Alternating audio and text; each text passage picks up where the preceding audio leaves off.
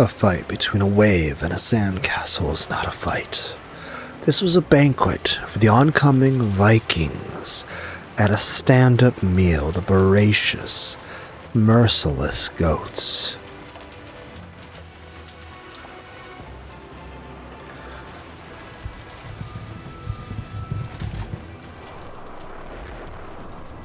There's no way around it.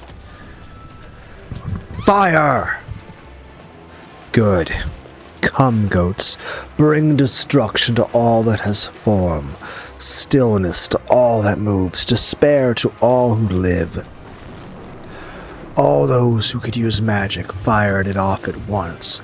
With a shout like a thunderclap, the goat tsunami rushed forward. Everything collided at once, and there was a brilliant and terrible explosion. Sparks and smoke, flying splinters and screams. For just an instant, the fierce magical cannonballs fired by Beato Virgilia and the Cheister Sister Corps seemed to halt the goat tsunami in its tracks.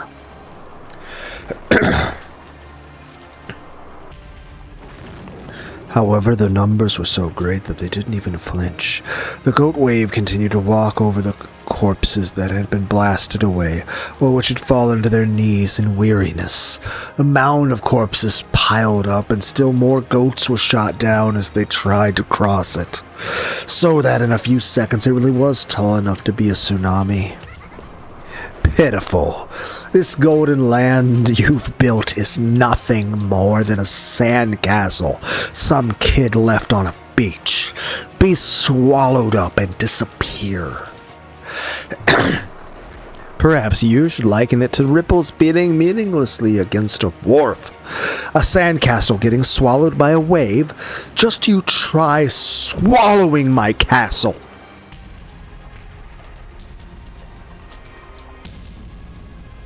Beato lifted her hands, telling the pair of battle towers that had been hidden deep in the ground that the day of glory had come again. The goat tsunami looked up at it in shock. After all this time, the tsunami that towered over everything wasn't them. Fire!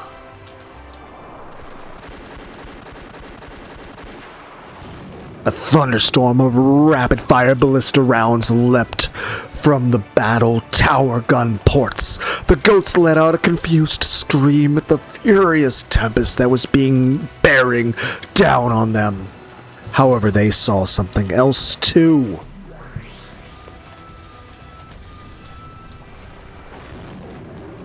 In the sky, high above the tower, was a reaper astride, a divine horse, and backdropped by the moon.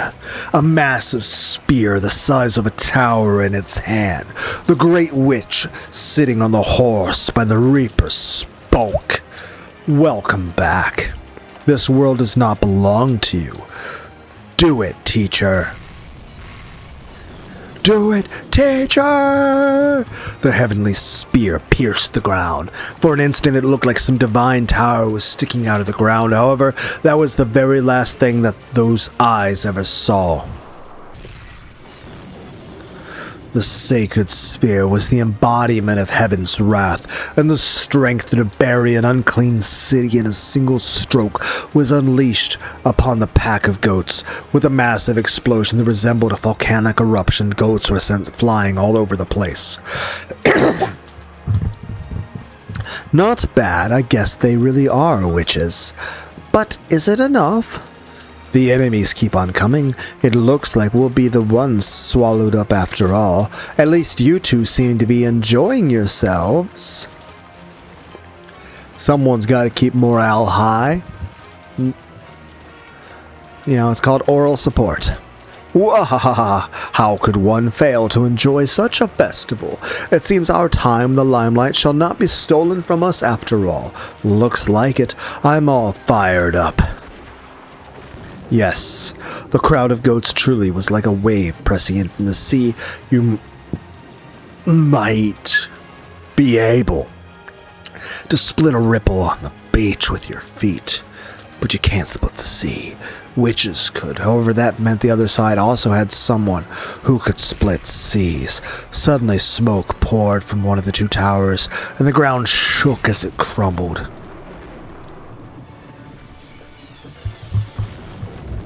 I mean, we get art of Erica with her little, Captain Jack Sparrow hat, which is cool and all. But can we see the scythe? But what the hell happened over there on top of the other tower? Erica. But of course, it is your turn now, is it not? At the top of the other battle tower, Erica stood gracefully wielding her scythe. I'd say that's enough to show the witches of the Golden Land proper respect. All magic is fake. It's just a fantasy sandcastle that'll always vanish when mystery swallows it up. Playing witches was pretty fun, though. I think I remember playing something like this with some older girls from the neighborhood when I was younger, so let's bring this to an end. Now it's time to hear you scream. Erica threw that pretentious pirate hat she had been wearing this whole time into the sky. With the moon behind it, Erica's form, her afterimage, vanished from the tower's peak. Where is she? We have her on radar. She's on the side of the tower. Shaking with a wild, joyous laughter, Erica dashed straight down the tower. Are you doing a fucking Naruto run? She swung her scythe like a baton, and as she passed along the tower's wall, its gun ports, walls, pillars, everything else was crushed, leaving a trail of smoke. So from the sidelines, it looked as though a line of smoke suddenly smote the tower from top to bottom. The golden arrows of the Chester cord chased after Erica like golden threads in a sewing machine. You monster! Get yourself sewed and embroidered, nya? Haha. Good. Good. Even the golden arrows couldn't catch up with Erica. Finally, Erica reached the bottom of the battle tower, and empty cartridges were ejected from the golden bows. Burst, useless tower. Isn't that the phrase? Erica, who had now landed on the ground, slowly stood up and tapped the tower from behind her with the handle of the scythe.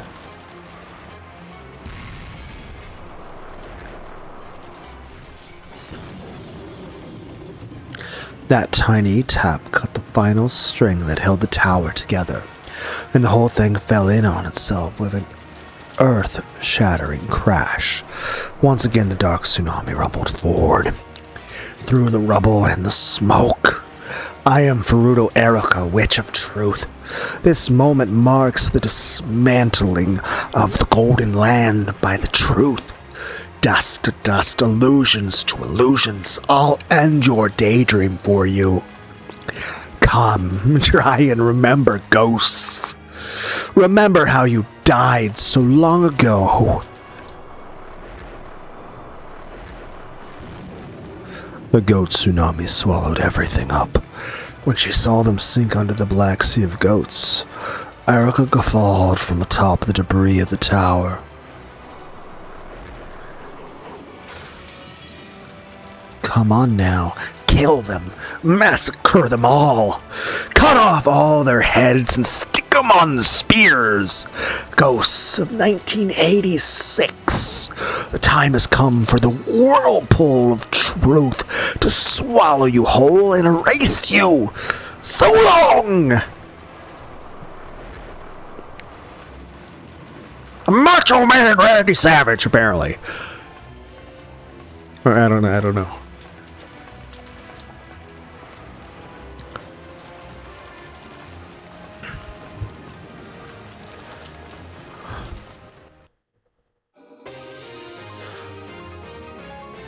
Ava had broken the magic circle around the key beforehand after all. By the time Battler and Angie reached it, it was falling apart like sand in an hourglass. They tried punching and kicking it to make it break faster, but nothing they did hastened the process. It looks like she broke it a while ago, but it'll probably take some time before it's gone. Just a bit longer, I think, if we could just buy time for 5 minutes. Judging by the speed the magic circles were crumbling and the general appearance of the whole scene, it looked like it would be over soon. However, right now, couldn't even 5 minutes be considered soon? They turned around.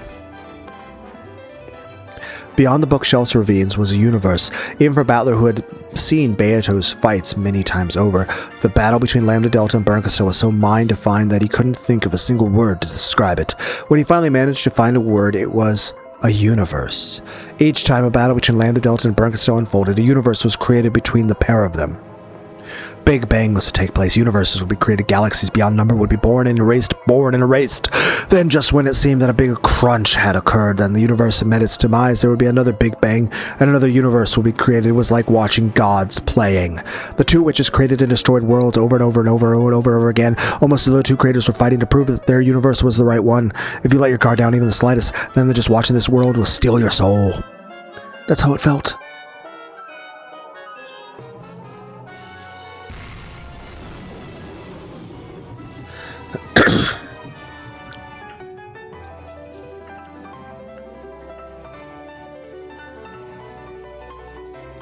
We'll be able to get the key back any second now. Then it'll be possible to go back to the Golden Land with the fragment Lady Lambda Delta gave us, right? Go back as soon as you get the key. I can't leave Lambda Delta on her own. You're going to jump into that fight? I can't leave her on her own! Their fight may defy common sense. However, they're perfectly and evenly matched, so if anyone jumps in, even a single weak human like me, something might break. A perfect balance maintained by two great powers can easily break by adding even a little strength to one side. However, actually rushing in there to add that little bit of strength would be literally suicidal, like a moth flying into a furnace. It might burn up before it even reaches it. Once you get the key, go straight back to the Golden Land. We don't know how long they can hold out, remember? I can't go back alone, not when everyone is fighting. That's right, this is your fight, so fight. I know you regret not dying with everyone else, but you've got to overcome that feeling and live in the future. That's what you decided to do, right? Angie had no words to respond with. Her brother and everyone else would probably die. So, she wanted to die in the same place and at the same time as everyone else. However, that could not be allowed, and she mustn't wish for it. She had already made up her mind. She had sworn to live in the future without turning back to look at everyone's deaths. When you get back to the Golden Land, show the key to Beato. Beato will show you two doors. Then she'll give you an easy puzzle and tell you to open one of them. That's the last game of my game board. 2 doors? One of the 2. One will lead you to the future. Don't worry. I'm sure you won't choose the wrong one now. Also, once you go through it, don't turn back until the door closes. Why can't I turn back? When the door closes, you won't be able to see our fate anymore. In other words, we'll be shut inside the cat box. A fate inside a cat box has endless truths. That's right. We might have lost pathetically, or we might have made a miraculous comeback and survived. In other words, if you, the Witch of the Future, are sent in the future without witnessing the end of our conflict, we'll still have a chance at victory. Isn't this like a Doctor Who episode where you that he purposely avoids finding things like gravestones and stuff just because of this exact reason? However, you keep looking at us, you'll see when we get annihilated. That'll put the odds of our defeat at 100%. So to give us a miraculous victory, you must not turn back once you go through that door. Got it? Yeah. So, I'll go and help Lambda Delta. If you go back to the Golden Land after seeing me walk out like a hero, that's how my story will end for you. That's the end of your battle. We sealed it in the cat box. So you certainly won't lose. Exactly. So don't look back. You'll have the key soon. You've got to go back to the Golden Land like your life depends on it. So real quick, I have one message for the you of the future. Don't forget it and engrave it into your heart. Okay?